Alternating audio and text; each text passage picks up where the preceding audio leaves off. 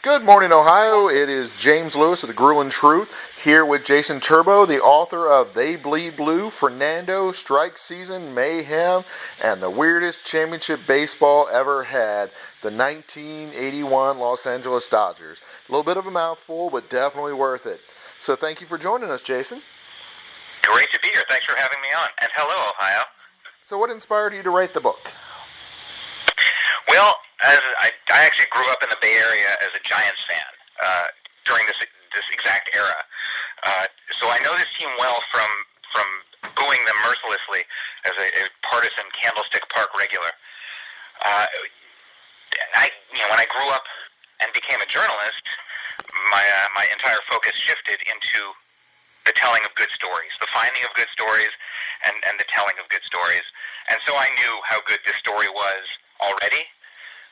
When I started to dig into it a little bit, I saw how much better it actually is once you start uncovering details.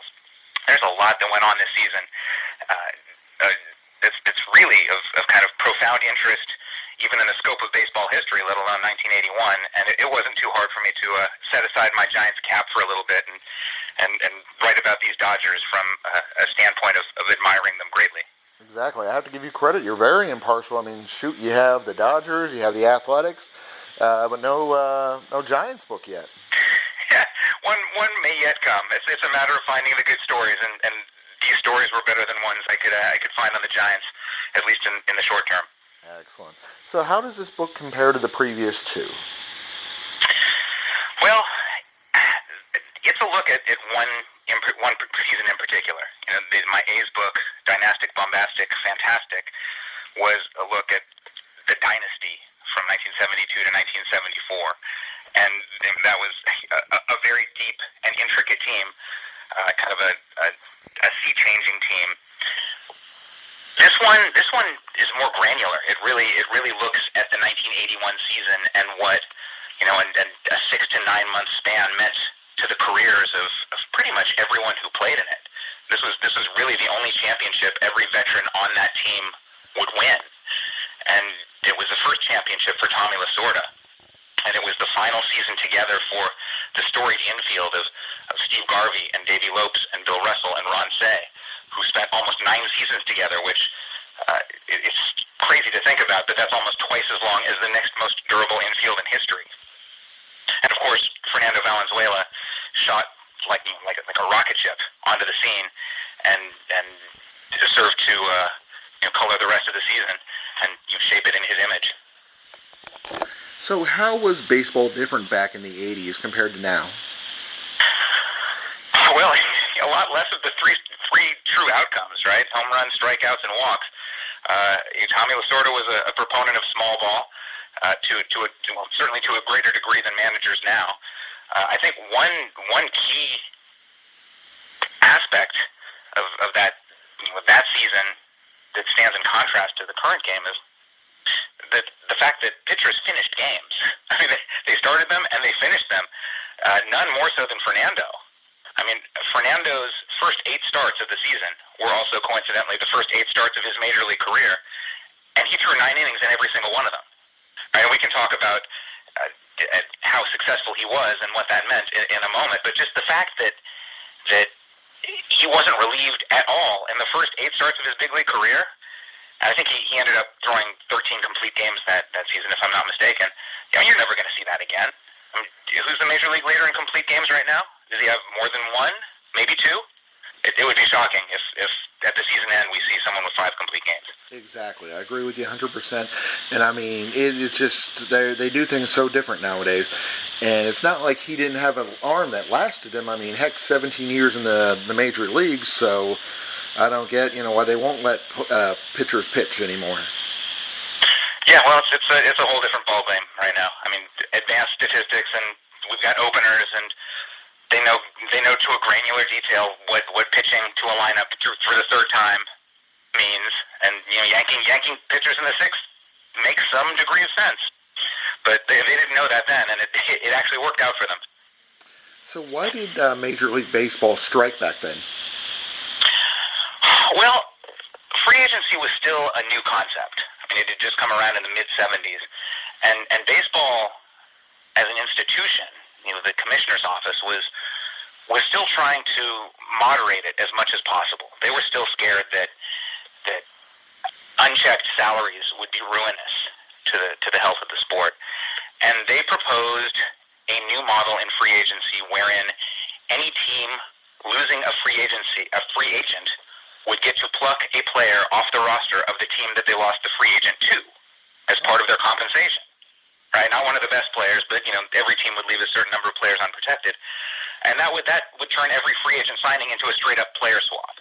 And the union was having none of it, and lots of details are in the weeds there.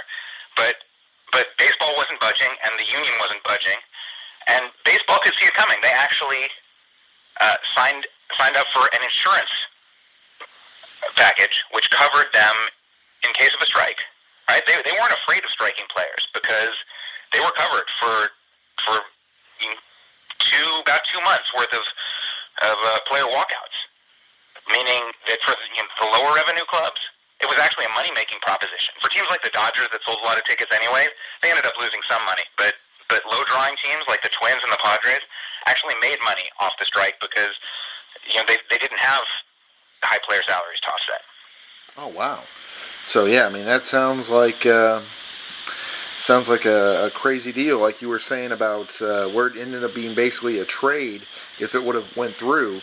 And you'd have players that would end up going to teams that might not even really care if they had them or not, but just because of the rule, they would end up taking extra players from another team. That just sounds awful.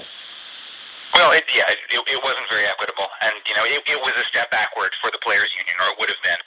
And the players' union at that time was led by Marvin Miller, the most influential figure in baseball labor history. And Marvin Miller did not do rollbacks. He was not about to, yield any ground on that front. Actually, the strike ended up working out very well for the Dodgers because although they got out to a great start to the season, they were backsliding something terribly through the late May and early June. They had a 6.5-game lead that disappeared almost entirely over the course of just about a week. They were losing almost a game a day to the Cincinnati Reds. By the time they finished a 3-game series in St. Louis in early June, the lead was down to half a game. And the luck came in because the players' union decided at that very moment to strike. Right? Had Cincinnati not had a game rained out in which they led the Giants 6-0, they would have ended the pre-strike schedule tied with the Dodgers. And that matters because 50 days were wiped off the schedule. And when play resumed, baseball decided the most equitable way to figure out who was in first place was to split the season in 2 parts and crown a first-half champion and a second-half champion. That actually gave us our first ever divisional playoff in 1981. Oh, wow. And it locked the Dodgers into them. Right? So it's not a stretch to think that had the strike occurred 1 day later, the Reds would have caught the Dodgers. The Dodgers would not have won that first-half championship. And because they didn't win the second-half championship either, they would have missed the playoffs entirely. Oh, damn. In the big picture, the Dodgers didn't even finish with the league's best overall record. The Reds did that, but the Reds didn't make the playoffs because they won neither the first half nor the second half championships. So the Dodgers got very, very lucky about the timing of the strike, at the very least. And, pretty much coasted through the second half because they knew they already had a playoff spot locked up. So it seems like that Major League Baseball is in a good place now, and they probably won't have to worry about another strike like that anytime soon. Fingers crossed. It's no fun for anybody. I mean, it was fun to research what the players did during the strike because it was the first time any of them, as adults, had free time during the summer. And the veterans could relax a little bit. They worked out, they started to work out together, those who lived in L.A., but even that became kind of a bridge too far to brave Los Angeles traffic and all gather to hit some balls and shag some balls. So they ended up working out independently a lot. But the lower paid players actually had to go get jobs. Most noteworthy among them, Dave Stewart, who went on to become the fabulous ace of the Oakland A's. His rookie season was 1981. He was making the league minimum, something like $17,000. And he got a job in a hardware manufacturer facility, like helping to package nuts and bolts. Oh, wow. Yeah, and some of these guys were really, scrambling to make ends meet. Yeah, and like you said at the time, he's a rookie, but I mean, looking back on it, I mean, he's one of the all-time great pitchers in the postseason history. That is, yeah, that is, yeah. Well, the money came later. Definitely. So, with that, what kind of manager was Tommy Lasorda? Man, Lasorda was exactly what we remember him as. He was the game's biggest cheerleader. He was rah-rah, bleed Dodger blue, pray to the big Dodger in the sky. He gave his players hugs after home runs. And it was funny because he'd always been this way. You know, as a pitcher, for many years in the Dodgers minor league system, he went on to manage eight seasons for the Dodgers in the minor leagues. And this is when he really kind of developed this, not the persona, he'd always been this person, but this is when he realized it could really work for him. And the more he did it, the more acclaim he got, and the more acclaim he got, the more the doubters said, you know, that might work here in the minor leagues, that's never going to work in the major leagues. Well, sure enough, he got promoted to the big leagues to be the third base coach under Walter Alston, and he kept it right up. And if you look back at news accounts from those days, he got more acclaim as the third base coach than Alston got as the manager. I mean, he's shimmying in the coach's box, he's whooping and he's hollering, and he's hugging players almost on the field. And people said, well, that'll never play once you reach the manager's office. Well, he became manager in September 1976, and he didn't slow down a bit. And it didn't matter. It worked. And he kept it right up. And one of the reasons it worked is because everybody who was instrumental to his early success had played for him in the minor leagues. You know, that entire infield, Garvey, Lopes, Russell, Fay, all came through the minor leagues with Lasorda. So they knew what they were getting. He knew them, but more importantly, they knew him. And they knew exactly how to quantify this exuberance. Even those who didn't really like it that much knew how to take it and knew how to deal with his manager. The other part of it is his love for Los Angeles. I mean, here's a guy from Pennsylvania, Norristown, Pennsylvania, who moves to Los Angeles and falls in love with the celebrity culture. Right? His office was, you know, like a celebrity-filled nightclub before and after games. He loved to have movie stars in there, to the point where big league teams are not allowed to have non-uniform personnel in the dugout during games. He actually got a uniform for comedian Don Rickles, so he could have Rickles on the bench with them during a game. But he wasn't content to stop there. He actually sent Rickles out to confer with a struggling pitcher in the middle of the game. Much to the pitcher's befuddlement. Yeah. And you know, Rickles would tell this story over and over as the years went on. And the way he told it, he actually went out to make a pitching change. And that's not true. But he did go out to visit the guy, and Lasorda did get in considerable trouble for it. And he never did that again, but he did keep celebrities as close by as possible. Oh, that is phenomenal. I mean, yeah, sheesh. To have that kind of people. Who else were some of the other ones that he would go to the games a lot? Well, celebrity-wise? Yeah, celebrity-wise, yeah. I mean, the 70s was, you know, a mad time. Lasorda was partial to guys like Gary Cooper and old-time movie stars. But, you know, people like Burt Reynolds, who, you know, were as big as it got in the 70s, were regulars in the clubhouse. But, you know, Lasorda's favorite, by far, was, you know, the biggest paisan of them all, Frank Sinatra. And then there's a great story about, you know, Lasorda introducing Sinatra to as many players as he could whenever a new guy came in. And he pulls over Jerry Royce one day. And Sinatra at that point has been the biggest star on the planet for 30 years. And Royce goes over and he sees all these kind of big bodyguards surrounding this little guy in the middle. And then he sees him, and there's Frank Sinatra. And Lasorda says, I want you to meet Jerry Royce. And Royce looks down at Sinatra and says, I'm sorry, I didn't get your name? And Lasorda just grabs his head and says, no, not to Frank. Yeah. But that's kind of the relationship they had. So, I know he's a completely different manager than anyone else, but what modern manager, is there anybody currently,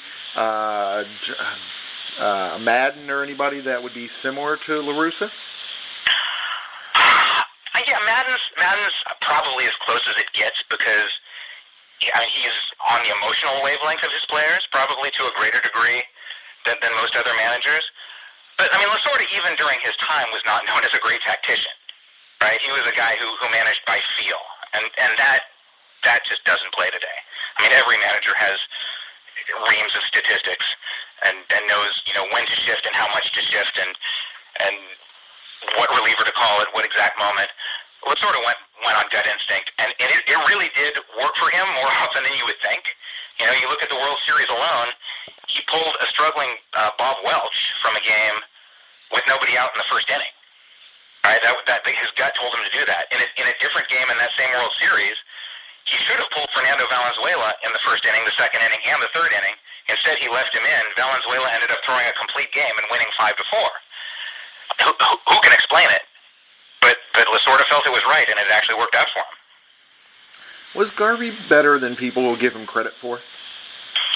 I think people give Garvey a reasonable amount of credit. I mean, he was a very, very good player. He won the 1974 National League MVP. He's won the NLCS MVP. He won an All-Star Game MVP. One thing he did, which his teammates resented, and I'm not sure if they should have resented him for it, was he had this reputation of chasing statistics. If you look at his stat lines, he didn't walk almost at all. And from what I heard from multiple people around the team, it's because he wanted to drive in every run he could. He wanted a 300 average and 30 home runs and 100 RBIs every season and 200 hits. And he got it almost every season. And sometimes he got those RBIs by swinging at balls that he shouldn't have swung at. And his theory was, if I get those stats, then it's going to help the team. So why would you care? Well, the guys hitting behind him cared a little bit, and combine that with the fact that he was getting these magazine covers because he cared deeply about his image in a way that very few other players did, and some players began to resent him a little bit. Of course, the main event of the '81 Dodgers, Fernandomania. So tell us a little bit about that. Well, Fernando Valenzuela, I mean, it's easy to think about him in very big terms, all these years after he's come around. But in 1981, very few people had ever heard of him. He had pitched a handful of games the previous September as a call-up, as a 19-year-old call-up, all of them in relief.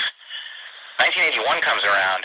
Due to a series of late-breaking injuries, Valenzuela found himself on the mound as the first rookie starter in the 98-year history of the Dodgers to start on opening day.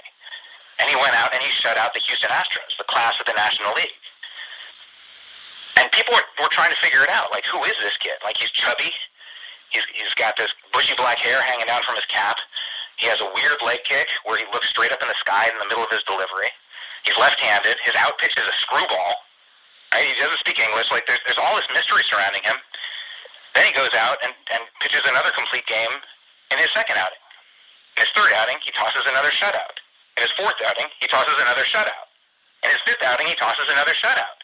And by this point, people are amazed because not only is he throwing shutouts, but during that fifth game, he went 3 for 4 to raise his season batting average to .438. Oh, right? There was nothing this guy couldn't do on a baseball field. Yeah. And this was really important, obviously, for what it did on the field for the Dodgers, but it was important for what it did off the field for the Dodgers as well.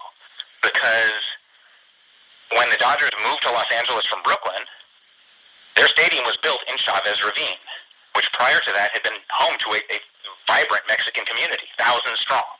There was a couple of schools and a church and a post office, and the land was only about a mile from downtown Los Angeles, but it was behind some rugged hillsides that had kept developers at bay up until the LA mayor at the time, a guy named Fletcher Bowron, decided to build a public housing project there. He figured that was the best space to build subsidized housing, and he offered the local residents first shot at the new units as they became available in exchange for selling their property to the city at it was probably below market prices. And the residents saw this for what it was. It was essentially a shakedown. They didn't have a choice. They'd be evicted anyway if they didn't sell. So most of them did sell. The problem was, before ground could be broken, even though the architectural renderings were complete, Bowron lost the 1953 election to a conservative named Norris Poulsen, who was riding the Red Scare, predominant in the McCarthy era of politics. And he branded subsidized housing as a socialist plot, and he scuttled the whole thing. And that left the city with a lot of empty acreage and not a lot to do with it. And so as soon as Walter O'Malley decided to come west, they said, build your stadium here. that also left the city with a lot of disgruntled Mexicans who were suddenly out of their homes with and scrambling to find a new place to live. So the Dodgers last season in Brooklyn, they sold about 1 million tickets. Their first season in Los Angeles, they about doubled that. Actually, their first 4 seasons in Los Angeles, they about doubled that. That's while they were playing in the Los Angeles Coliseum, while Dodger Stadium was being built. Dodger Stadium opened in 1962.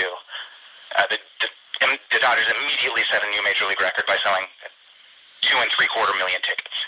And they bettered that mark over the years pretty consistently. Right? People could not wait to get to Dodger Stadium and see the baseball team play, except for the local Mexicans, who were not about to forgive them for everything that had gone on in Chavez Ravine before they got there.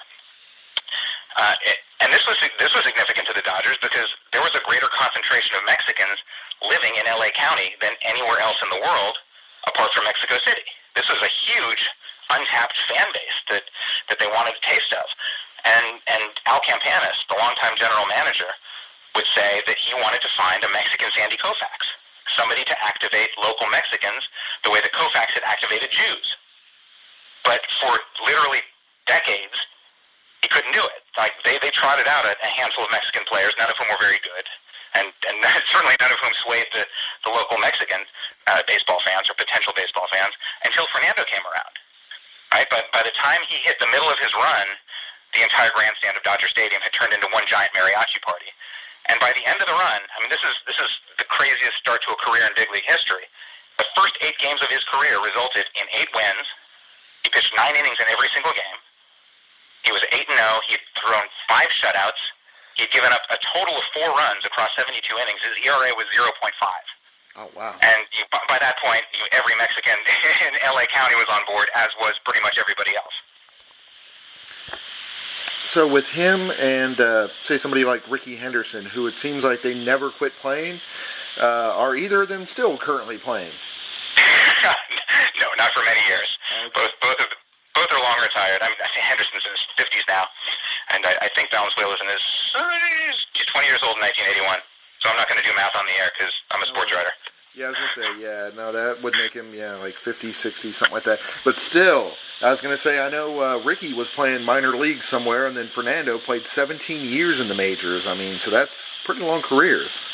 He did. It was remarkable, too, for Fernando because the Dodgers really leaned on him very heavily, and by pretty much every measure, too heavily, for the first few seasons of his career. And you can almost, looking at his career statistics on Baseball Reference, see exactly where his arm gave out. Right? He was a pretty dominant pitcher up until the point where he wasn't, at which point he was struggling to hang on, and he was just good enough to hang on for a lot of years after that. But that's one of the big what-ifs about Fernando's career is a guy who was so dominant so early on. How longer might he have gone, and how much greater might he have been in the long run had he not been so overused early. Actually, one of the ones, and I did figure out a legit way to shoehorn this in. Did Benny the Jet really pickle the beast? Well, obviously, I don't want to ask that, but I do want to ask, was Fernando, like you mentioned, he kind of was that type of player that they were looking for to try to get the Latino culture in, just like in Sandlot with Benny the Jet, trying to incorporate the community, like you mentioned, Sandy Koufax, that kind of thing. Yeah, I mean, he wasn't the guy. This is how great he was on the field. From a personality standpoint, he did hardly nothing. Right? He was and continues to be very introverted. He doesn't much like speaking to the press, which is odd considering he's currently a Spanish language broadcaster for the Dodgers. Mm-hmm. But he doesn't really grant interviews. He certainly doesn't want to go in depth about himself ever.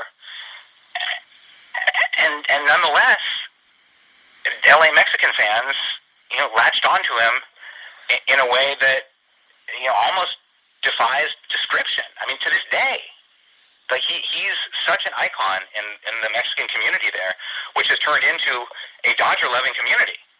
Right? He's one of the prime Mexican players in big league history. And one thing I learned in researching this book is, there's a relative dearth of Mexican players in the big leagues then and now. But especially then, compared to Dominicans and Venezuelans and Puerto Ricans, it wasn't that there weren't good players in Mexico. It was because the Mexican League played at the same time in the same season as the big leagues. The Dominicans had a winter league. The Venezuelans had a winter league. But for a Mexican league team to lose its ball player to the major leagues meant it was going to lose its ball player altogether. So they tended to price their players out, beyond the interest of big league teams, which happened actually to Valenzuela. He might have come up sooner, but his Mexican league team was charging a premium for him, and luckily for the Dodgers, they decided to pay it. But many players down in the Mexican leagues were not so fortunate. Sounds like it all worked out. Would like to thank Jason Turbow, the author of They Bled Blue, Fernandomania, Strike Season, Mayhem, and the weirdest championship baseball had ever seen, the 1981 Los Angeles Dodgers. And that was interesting to learn about how the Reds kind of got gypped out of that, because, of course, a lot of our listeners are here in Ohio. But before we let you go, where on social media and the web should they check you out at? I blog all the time about baseball's unwritten rules, which is the topic of my first book. Just put up something this morning about Madison Bumgarner and the Dodgers, and I'm on Twitter at Baseball Codes. Excellent. Thank you, Jason, for joining us today. Great. Thank you for having me on.